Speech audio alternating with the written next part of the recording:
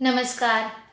आज मी तुमच्या पुढे मयुरेश उमाकांत डंके यांची आप कमाईची भाकरी लई वाढ ही गोष्ट सादर करणार आहे, जी मला व्हॉट्सअप थ्रूच मिळाली आहे. तुम्ही असं करा, दर महिन्याला मला 400 रुपये द्या. बाकीच्यांकडनं 500 घेतो. तुमच्याकडनं 100 रुपये कमी घेणार, पण मला तुमची गाडी पुसायचं काम द्या. तो अगदी शांतपणे पण अजिजीने त्याचं म्हणणं मांडत होता. शंकर त्याचं नाव. ग्रॅज्युएट झाला आहे, पण पहाटे 3:30 पासून ते सकाळी 10 वाजेपर्यंत वेगवेगळ्या सोसायट्यांमधून दुचाकी चारचाकी धुण्याचे काम करतो. रोज साधारण 6 ते 7 तास त्याला खूप काम असतं. महाप्रचंड वेग धारण करून तो गाड्या चकाचक करत असतो. रविवारी साप्ताहिक सुट्टी घेतो. महिन्याकाठी त्याला 70 ते 75 हजार रुपये मिळतात. वार्षिक उत्पन्न जवळपास 9 लाख रुपये होतं. रोज 10:30 वाजता सगळ्यात शेवटी माझी गाडी तो स्वच्छ करतो. सोसायटीतल्या दत्तगुरूंच्या देवळात नमस्कार करतो आणि इकडे तिकडे वेळ न दवडता थेट घरी जातो. कडकडून भूक लागलेली असते. स्वच्छ आंघोळ करून गरमागरम जेवायलाच बसतो. मग अर्धा पाऊण तास पेपर वाचन. त्यानंतर मात्र तास दीड तास गाढ झोपेची डुलकी. दुपारी 2 वाजता एकदम फ्रेश असतो. संध्याकाळी जिमला जातो. कधी कधी फिरायला जातो. पण रात्री 8च्या आधी घरी पोचतो, जेवतो आणि शांत झोप घेतो. शंकर, तू नोकरीसाठी कधी प्रयत्न का करत नाहीस? मी त्याला एकदा उगाच विचारलं. नोकरी नको होती असं काही नव्हतं, पण जेव्हा पाहिजे होती तेव्हा मिळाली नाही. पण मिळाली नाही ते बरंच झालं. आता तशीही नोकरीची गरज काय आहे. चांगलं चाललंय माझं.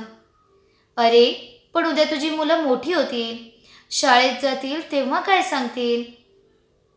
आमचे वडील लोकांच्या गाड्या पुसतात असंच सांगणार ना, दुसरं काय सांगणार? शंकर स्पष्टपणे म्हणाला. अरे, पण लोकांच्या गाड्या पुसण्याचे काम हे काही फार प्रतिष्ठेचं काम समजलं जात नाही. मी माझी शंका त्याला बोलून दाखवली. सर, मी गाड्या पुसतो ना, त्यातल्या निम्म्यापेक्षा जास्त गाड्या 10 लाखाच्या वरच्या आहेत. 25-30 गाड्या तर लई महागाच्या आहेत. पण तुम्हाला सांगू का, माझे 500 रुपये दर महिन्याला द्यायचे म्हणलं की यांना ते जड जाते. यांच्यातले एक जण सुद्धा मला दिवाळीला खुशी देत नाही. पण साधी गाडीवाले मालक आहेत ना, ते घरी बोलावणार, 100ची नोट देणार, फराळ देणार. ती असती प्रतिष्ठा. नुसत्या मोठाल्या गाड्या फिरवल्या आणि लाख रुपये पगार असला म्हणजे प्रतिष्ठा मिळेलच असं नसतंय. शंकर डायरेक्ट जगण्याच्या तत्त्वज्ञानातच घुसला. आमचे वडील मार्केट यार्डात कामाला जायचे. रोजंदारीवर काम करायचे. आई 4 घरची कामं करायची. पण फुकटात काही मिळावं असा दोघांचाही स्वभाव नाही. आपली भाकरी आपण कमवून खाल्ली पाहिजे असेच ते जगतात. अजूनही काम करतात. आम्ही सगळे तसंच राहतो. माणूस कुणालाही न फसवता स्वतःची भाकरी स्वतः कमवून खायला लागला की त्याची परिस्थिती बदलतेच. शंकरनं दिलेले हे उत्तर विसरणं मला तरी शक्य नाही. आपल्या समाजात असाही विचार करणारी तरुण मुलं आहेत, यासारखी दुसरी चांगली गोष्ट नाही. कदाचित आज त्यांचे प्रमाण कमी असेलही, पण त्यांच्या अस्तित्वाचं कौतुक मात्र निश्चित आहे. कारण आत्मप्रतिष्ठा म्हणजे काय आणि ती कशी मिळवायची याचा नेमका अर्थ त्यांना उमगला आहे. ती कुणाच्याही कृपेने मिळणं त्यांना मान्य नाही, याचा आपल्यालाच अभिमान वाटला पाहिजे.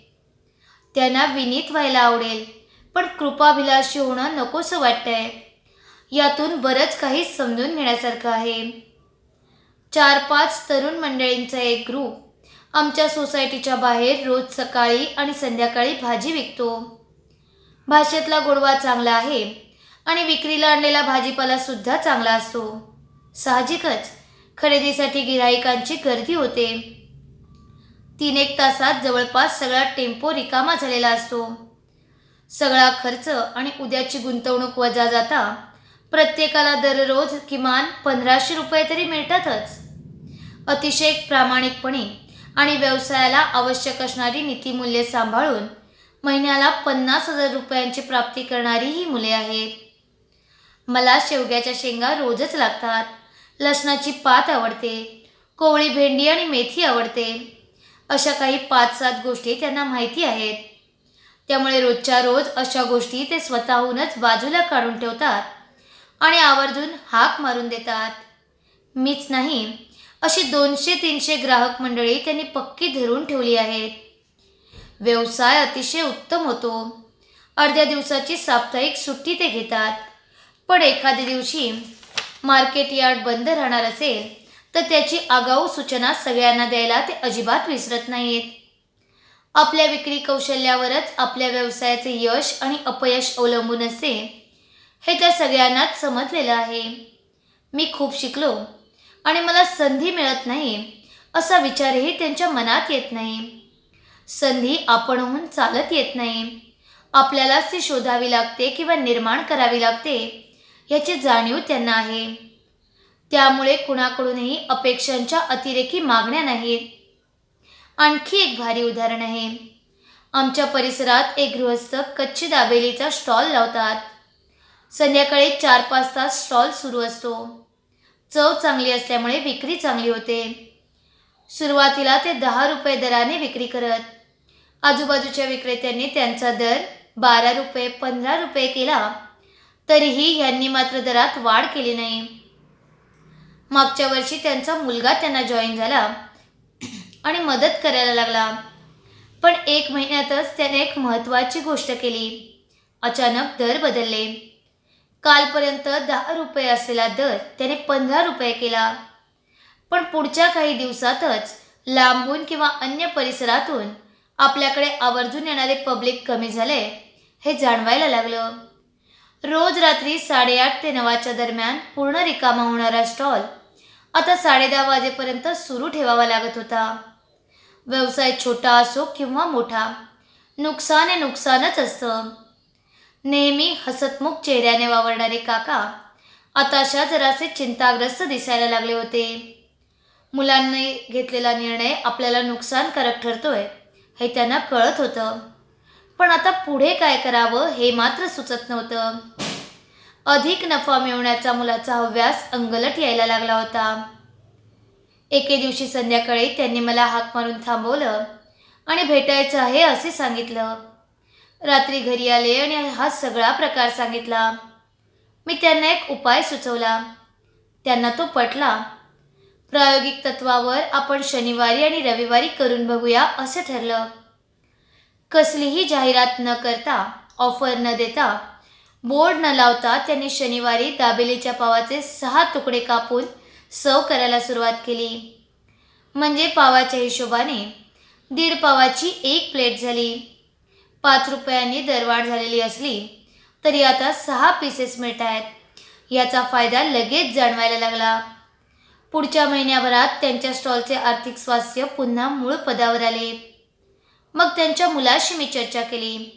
अति अपेक्षा, अति घाई, अति हव्यास, कमी कष्टात भरपूर नफा मिळवण्याची लालसा या गोष्टी कशा नुकसानकारक ठरतात हे त्याला समजावून सांगावे लागले. मग डोक्यातली भूते उतरली आणि गाडी रुळावर आली. आता त्यांचा स्टॉल पुन्हा एकदा नेहमीप्रमाणे व्यवस्थित सुरू आहे. ही सगळी उदाहरणे काय सांगतात? दुसऱ्या कोणीतरी मला माझा हक्क म्हणून मदत केलीच पाहिजे आणि ती हक्काची मदत मिळाल्यावरच मी माझ्या आयुष्यात स्वतःच्या पायावर उभा राहू शकेन.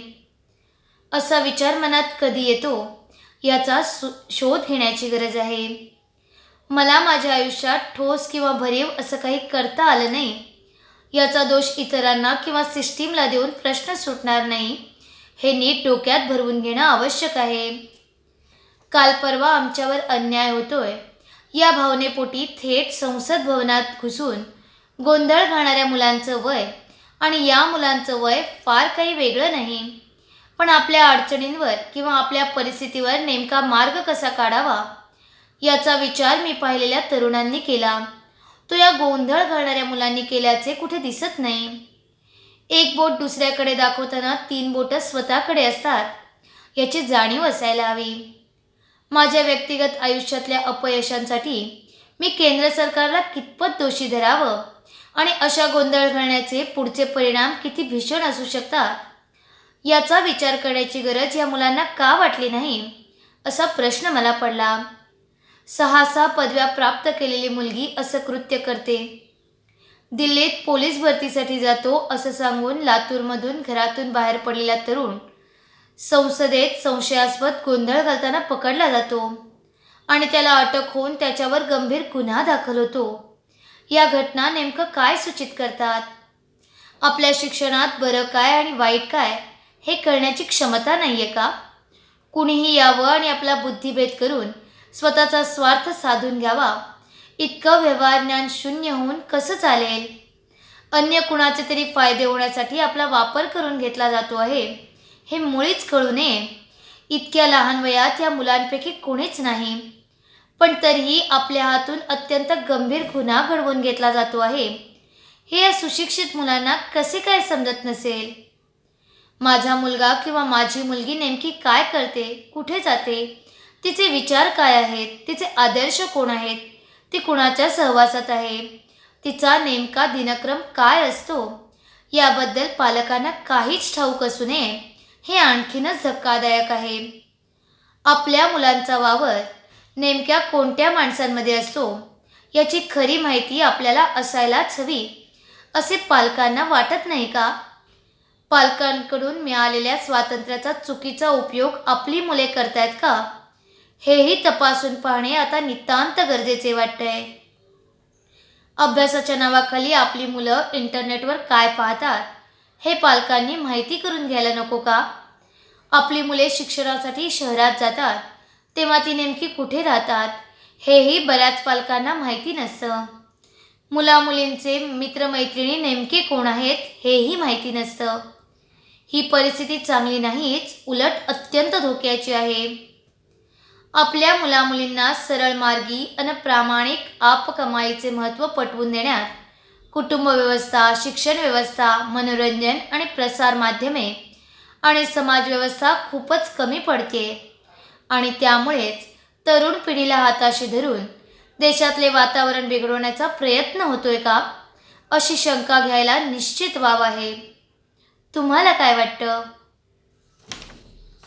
जरी गोष्ट आवडली असेल किंवा हे जे काही विचार आहेत ते जर तुम्हाला आवडले असतील तर व्हिडिओला लाईक करा, शेअर करा आणि चॅनलला सबस्क्राईब करायला विसरू नका.